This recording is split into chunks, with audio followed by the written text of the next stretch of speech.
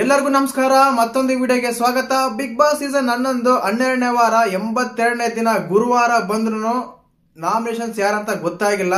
ಈಗೊಂದು ಪ್ರೋಮೋ ಬಿಟ್ಟಿದ್ದಾರೆ. ಈ ಪ್ರೋಮೋದಲ್ಲಿ ಕ್ಲಿಯರ್ ಕಟ್ ಆಗಿ ಗೊತ್ತಾಗ್ತಾ ಇದೆ. ಕೇವಲ ನಾಮಿನೇಟ್ ಆಗಿರೋರು ಮಾತ್ರ ಒಂದು ವೋಟ್ ಮಾಡ್ತಾ ಇದಾರೆ. ಏನಂತ, ಪಕ್ಷಪಾತಿ ಯಾರು, ನಿರ್ಧಾರ ತೆಗೆದುಕೊಳ್ಳಲು ಅಶಕ್ತ ಯಾರು, ಅದಾದ್ಮೇಲೆ ಮಾತು ಉಳಿಸಿಕೊಳ್ಳಲು ಅಶಕ್ತ ಯಾರು, ಜನರ ನಿರ್ವಹಣೆಯಲ್ಲಿ ಅಶಕ್ತ ಯಾರು ಅಂತ ಇದ್ರಲ್ಲಿ ವೋಟ್ ಮಾಡ್ತಾ ಇದಾರೆ. ಅದರಲ್ಲಿ ಕೇವಲ ನಾವು ಪ್ರೋಮೋ ಗಮನಿಸಿದಾಗ ಒಂದು ಪ್ರೋಮೋ ರಿವ್ಯೂ ಮಾಡ್ಬೇಕಾದ್ರೆ ಅರ್ಥ ಆಗ್ತಾ ಇದೆ. ಕೇವಲ ನಾಮಿನೇಟ್ ಆಗಿರೋರು ಯಾರ್ಯಾರು ಕ್ಲಿಯರ್ ಕಟ್ ಆಗಿ ಗೊತ್ತಾಗಿದೆ. ಐಶ್ವರ್ಯ ಸೇವ್ ಆಗಿದ್ದಾರೆ ಅಂತ ಪ್ರೋಮೋ ನೋಡಿದಾಗ ಮಾತ್ರ. ಒಂದು ತ್ರಿವಿಕ್ರಮ್ ಮಾಡ್ತಾ ಇದಾರೆ, ಮೋಕ್ಷಿತ ಮಾಡ್ತಾ ಇದಾರೆ, ರಜತ್ ಮಾಡ್ತಾ ಇದಾರೆ, ನಮ್ಮ ಹನುಮಂತ್ ಮಾಡ್ತಾ ಇದಾರೆ. 5 ಜನ ನಾಮಿನೇಟ್ ಆಗಿದ್ರು.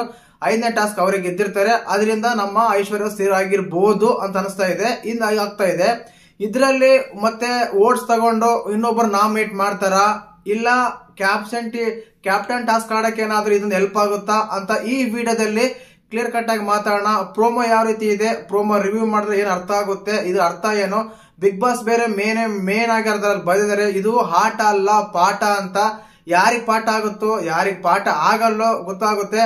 ಮತ್ತೆ ಇದರಲ್ಲಿ ಪಕ್ಷಪಾತಿಗೆ ಎಷ್ಟು ಓಟ್ ಬಂದಿದ್ದಾವೆ, ಜನರ ನಿರ್ವಹಣೆಗೆ ಅಶಕ್ತ ಎಷ್ಟು ಓಟ್ ಬಂದಿದ್ದಾವೆ, ಮಾತು ಉಳಿಸಿಕೊಳ್ಳುವುದರಲ್ಲಿ ಎಷ್ಟು ಓಟ್ ಬಂದಿದ್ದಾವೆ ಯಾರಿಗೆ, ಅದಾದ್ಮೇಲೆ ನಿರ್ಧಾರ ತೆಗೆದುಕೊಳ್ಳುವುದರಲ್ಲಿ ಅಶಕ್ತ ಯಾರು, ಅವರಿಗೆ ಎಷ್ಟು ಓಟ್ ಬಂದಿದ್ದಾವೆ ಅಂತ ಈ ಪ್ರೋಮೋದಲ್ಲಿ ಇದೆ. ಅದ್ರ ಬಗ್ಗೆ ರಿವ್ಯೂ ಮಾಡೋಣ. ದಯವಿಟ್ಟು ಚಾನಲ್ ಯಾರು ಹೊಸ ನೋಡ್ತಾ ಇದ್ದೀರಾ ಮಿಸ್ ಮಾಡ್ದಾನೆ ಸಬ್ಸ್ಕ್ರೈಬ್ ಮಾಡಿ, ಲೈಕ್ ಮಾಡಿ, ಶೇರ್ ಮಾಡಿ.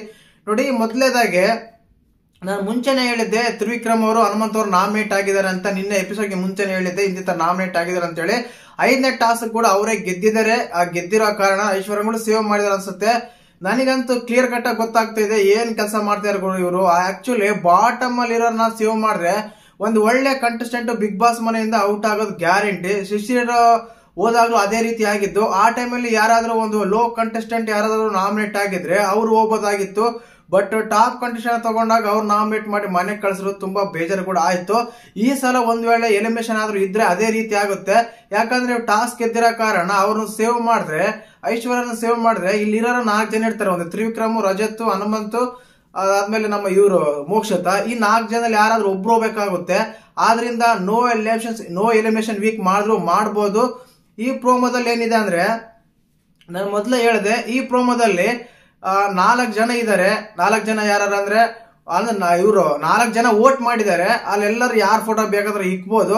ಆ ಟೈಮಲ್ಲಿ ಏನಾಗ್ತದೆ ಅಂದ್ರೆ, ಪಕ್ಷಪಾತಿ ಅಂತ ಬಂದಾಗ ಆಲ್ಮೋಸ್ಟ್ ಅಲ್ಲಿ ಚೈತ್ರ ಅವರಿಗೆ ಅಪೋಸಿಟ್ ಟೀಮ್ ಆಗ್ಲಿ, ಅಲ್ಲಿರೋ ಟೀಮ್ ಆಗ್ಲಿ, ಯಾರೇ ಆಗ್ಲಿ ತುಂಬಾ ವೋಟ್ಸ್ ಬಂದಿದೆ. ಅದು 4 ವೋಟ್ ಬಂದಿದೆ. ಯಾರಿಗೆ, ನಮ್ಮ ಇವರಿಗೆ ಚೈತ್ರ ಅವರಿಗೆ. ಪಕ್ಷಪಾತ ಅಂದ್ರೆ ಹೌದು, ಅವ್ರು ಉಸ್ತುವಾರಿ ಮಾಡ್ಬೇಕಾದ್ರೆ ಅದೇ ರೀತಿ ಮಾಡ್ತಾ ಇದ್ದಾರೆ. ತುಂಬಾ ಸಲ ಎಡವಿದ್ದಾರೆ, ತುಂಬಾ ಸಲ ಪಕ್ಷಪಾತಿ ಮಾಡ್ತಾ ಇದ್ದಾರೆ. ಅದು ಕ್ಲಿಯರ್ ಕಟ್ ಆಗಿ ಕ್ಲಸ್ಟರ್ ಕಟ್ ಆಗಿ ಗೊತ್ತಾಗ್ತಾ ಇದೆ ಅವ್ರು ಆ ರೀತಿ ಮಾಡ್ತಾ ಇದಾರೆ ಅಂತೇಳಿ. ಅವ್ರಿಗೆ ವೋಟ್ ಬಂದಿದೆ. ಅದಾದ್ಮೇಲೆ ಅವರು ತಪ್ಪು ನಿರ್ಧಾರಗಳು ತೆಗೆದುಕೊಳ್ಳಲು ಅಶಕ್ತ ಅಂತ ಬಂದಾಗ ಇದರಲ್ಲಿ ಬೊವ್ವೇಗೌಡರಿಗೆ 2 ವೋಟ್ ಬಂದಿದೆ. ಅದರಲ್ಲಿ ನಮ್ಮ ಹನುಮಂತ್ ಅವರು ಒಂದು ವೋಟ್ ಮಾಡಿದ್ದಾರೆ. ಅದಾದ್ಮೇಲೆ ಮಂಜಣ್ಣಗೆ ಒಂದು ವೋಟ್ ಬಂದಿದೆ, ಅದು ತ್ರಿವಿಕ್ರಮ್ ಅವರು ಮಾಡಿದ್ದಾರೆ. ಗೌತಮಿಗೆ ಒಂದು ವೋಟ್ ಬಂದಿದೆ. ಈ ರೀತಿಯಾಗಿ ನಿರ್ಧಾರ ತೆಗೆದುಕೊಳ್ಳಲು ಅಶಕ್ತ ಅಂತ ಬಂದಾಗ 4 ವೋಟಲ್ಲಿ ಇಲ್ಲೇ ಕ್ಲಿಯರ್ ಕಟ್ ಆಗಿ ಗೊತ್ತಾಗುತ್ತೆ ನೋಡಿ. ಒಂದು ಗೌತಮಿಗೆ ಬಂದಿದೆ, 2 ಬೊವ್ವೇಗೌಡಕ್ಕೆ ಬಂದಿದೆ, 1 ನಮ್ಮ ಮಂಜಣ್ಣಗೆ ಬಂದಿದೆ. ಮಂಜಣ್ಣಗೆ ಕೊಟ್ಟಿದ್ದು ತ್ರಿವಿಕ್ರಮ್, ಬೊವ್ವೆಗೆ ಕೊಟ್ಟಿದ್ದು ಹನುಮಂತು. ಇನ್ನು 2 ವೋಟ್ ಅಂತ ಬಂದಾಗ ರಜತ್, ಮೋಕ್ಷಿತ್ ಅವರು ಇರ್ತಾರೆ.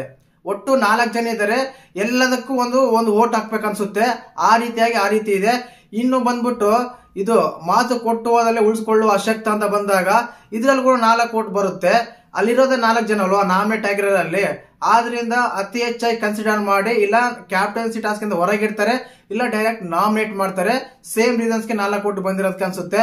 ಇನ್ನ ಥರ್ಡ್ ಅದೇ ಮಾತು ಉಳಿಸಿಕೊಳ್ಳೋದಲ್ಲಿ ಅಂತ ತಗೊಂಡಾಗ ಇದರಲ್ಲಿ ಬಂದ್ಬಿಟ್ಟು ಒಂದು ಗೌತಮಿಗೆ ನಮ್ಮ ಮೋಕ್ಷತ್ ಅವ್ರು ಹೇಳ್ತಾ ಇದ್ದಾರೆ ಏನಂತ, ನೀವು ಮೂವರೆಲ್ಲ ಒಂದೇ ಜೋಡಿಗಿದ್ವಿ ಫ್ರೆಂಡ್ಶಿಪ್ ಇದ್ದಾಗ, ನೀನು ಫ್ರೆಂಡ್ಶಿಪ್ ನಾವು ಕೊನೆಯವರೆಗೂ ಹೀಗೆ ಮುಂದುವರ್ಸೋಣ ಅಂತ ಹೇಳಿದ್ರೆ ಅದು ಮುಂದುವರ್ಸಲಿಲ್ಲ ನೀವು ಅಂತ ಹೇಳ್ತಾರೆ. ಅವರೆಲ್ಲಮ್ಮ ಮುಂದುವರ್ಸಲಿಲ್ಲ, ನೀನೇ ಅವರಿಂದ ದೂರ ಆದ್ರೆ ನಾ ಸಿಂಗಲ್ ಆಗಿ ಆಡಬೇಕು, ಇಂಡಿವಿಜುವಲ್ ಆಡಬೇಕು, ಸಿಂಗಲ್ ಆಡ್ಬೇಕಂತ ನಿನ್ನ ಆಟ ನೀನ್ ಆಡ್ತಾ ಇದೀಯಾ. ಮತ್ತೆ ಇದೆಲ್ಲ ಆದ್ಮೇಲೆ ಈ ಮಾತು ಬೇರೆ ಯಾಕೆ. ಆಕ್ಚುಲಿ ಮೋಕ್ಷಿತ್ ಅವರಿಗೆ ಟಾಂಗ್ ಕೊಡ್ತಾರೆ ಗೌತಮಿ ಅವರು. ನೀವು ಹೊರಗಡೆ ಹೋಗಿ ಬಂದ್ಮೇಲೆ ನಿಮ್ಮಲ್ಲಿ ತುಂಬಾ ಬದಲಾವಣೆ ಆಯ್ತು, ಅದೇ ಕಾರಣಕ್ಕೆ ನಾನು ಇದ್ ಮಾಡ್ತೀನಂತ. ಇನ್ನೊಂದು ಕ್ಲಿಯರ್ ಕಟ್ ಆಗಿ ಹೇಳ್ತಾರೆ, ನಾನು ನಿಮ್ ತರ ಸುಮ್ಮನೆ ಇರಲ್ಲ, ನನ್ನ ಮಾತಂತ ಬಂದಾಗ ನಾನು ಮಾತಾಡ್ತೀನಿ, ಬಟ್ ನಾನ್ ಮಾತಾಡ್ಬೇಕಾದ್ರೆ ನಾವು ಮಾತಾಡ್ಬೇಕಾದ್ರೆ ನೀವು ಸುಮ್ಮನೆ ಇರ್ತಿದ್ರಿ, ಇದೇ ಕಾರಣಕ್ಕೆ ನಾನು ಇನ್ನು ಒಪ್ಪಲ್ಲ ಅಂತಾರೆ. ಅದು ರಿಯಲ್ಗಳು ಅನ್ಸುತ್ತೆ. ಯಾಕಂದ್ರೆ ಒಂದು ವ್ಯಕ್ತಿತ್ವ ಒಂದು ಮಾತಾಡಿದಾಗ ನಿಮ್ಮ ಒಪಿನಿಯನ್ ನ ಶೇರ್ ಮಾಡ್ಬೇಕು, ಒಪಿನಿಯನ್ ಗಟ್ಟಿಯಾಗಿ ಹೇಳ್ಬೇಕು. ಯಾರು ಏನೋ ಹೇಳ್ತಾರೆ ಅಂದ್ರೆ ಈಗ ಕೇಳೋ ನೀವೆಂತರು ಅಂತ ಒಂದು ಮಾತು ಬರುತ್ತೆ. ಆದ ಕಾರಣ ಈ ಟಾಂಟ್ ಆಗ್ಲಿ ಈ ಮಾತಾಗ್ಲಿ ಎಲ್ಲೋ ಇಷ್ಟ ಆಗಿಲ್ಲ ಅನ್ಸುತ್ತೆ. ಖಂಡಿತವಾಗ್ಲೂ ಈ ಪ್ರೋಮೋ ನೋಡಿದಾಗ ತುಂಬಾ ಕನ್ಫ್ಯೂಷನ್ಸ್ ಬೇರೆ ಇದೆ. ನಾಮಿನೇಟ್ ಮಾಡ್ತಾರ, ಕ್ಯಾಪ್ಟನ್ಟಿ ಟಾಸ್ಕ್ ಹಿಂದೆ ಇಡ್ತಾರ, ಏನ್ ಮಾಡ್ತಾರ ಅಂತ. ಮನೆಯೆಲ್ಲವರು ವೋಟ್ ಮಾಡಿದ್ರೆ ಪ್ರಾಬ್ಲಮ್ ಆಗ್ತಿರಲಿಲ್ಲ. ಬಟ್ ಇಲ್ಲಿ ಕೇವಲ ಇವ್ರು ಮಾತ್ರ ಓಟ್ ಹಾಕ್ತಿದಾರೆ. ಹೋಗ್ಲಿ, ಒಂದೊಂದು ಓಟು ಅಂದ್ರೆ ಅಲ್ಲಿರೋದೇ 10 ಜನ, 10 ಓಟ್ ಹಾಕ್ಬೋಗ್ತಾನೆ. ಆ ರೀತಿ ಇಲ್ಲಿ 4 ಇದೆ, ಇಲ್ಲಿ 4 ಇದೆ, ಇಲ್ಲಿ 4 ಇದೆ, ಟೋಟಲ್ ಆಗಿ 12 ಇದೆ. 12 ಇರುವ ಕಾರಣ 12 ಅಂದ್ರೆ ಅಲ್ಲಿ ಒಬ್ಬೊಬ್ರು ಒಂದು ಓಟ್ ಹಾಕ್ಬೇಕನ್ಸುತ್ತೆ ನಾಮಿನೇಟ್ ಆಗಿರೋ ಎಲ್ಲದಕ್ಕೂ ಒಂದು. ಆದ ಕಾರಣ ಇದನ್ನ ಕನ್ಸಿಡರ್ ಮಾಡಿ ಏನಾದ್ರೂ ಒಂದು ಟಾಸ್ಕ್ ಕೊಟ್ಟೆ ಒಂದರಲ್ಲಿ ಒಂದು ಚುಕ್ಕೆ ಇಟ್ಟೇ ಇಡ್ತಾರೆ ಬಿಗ್ ಬಾಸ್ ಅವರು. ಆ ರೀತಿಯಾಗಿ ಪ್ರೋಮೋ ಇದೆ. ಮತ್ತೆ ಈ ಪ್ರೋಮೋ ನೋಡಿದಾಗ ನಿಮ್ಗೆ ಹೇಗ ಅನ್ಸಂತ ಕಮೆಂಟ್ ಮಾಡಿ. ಒಂದಂತೂ ಸತ್ಯ, ಇದನ್ನ ಕನ್ಸಿಡರ್ ಮಾಡಿ ಇಲ್ಲ ಡೈರೆಕ್ಟ್ ನಾಮಿನೇಟ್ ಮಾಡ್ತಾರೆ, ಇಲ್ಲ ಕ್ಯಾಪ್ಟನ್ಸಿ ಟಾಸ್ಕ್ ಆಡಿದ್ರೆ ದೂರ ಇಡ್ತಾರೆ. ಒಂದೊಂದು ಸತ್ಯ. ನನ್ಗೆ ಅನ್ಸ್ತಾ ಇದೆ ಈ ವಾರ ನೋ ಎಲಿಮಿನೇಷನ್ಸ್ ವೀಕ್ ಅಂತ. ಮತ್ತೆ ನಿಮ್ಗೆ ಏನ್ ಅನ್ಸುತ್ತ ಕಮೆಂಟ್ ಮಾಡಿ. ಹಾಗೇನೆ ವಿಡಿಯೋ ಇಷ್ಟ ಇದ್ರೆ ಲೈಕ್ ಮಾಡಿ, ಶೇರ್ ಮಾಡಿ, ಸಬ್ಸ್ಕ್ರೈಬ್ ಮಾಡಿ. ಜೈ ಹಿಂದ್, ಜೈ ಕರ್ನಾಟಕ.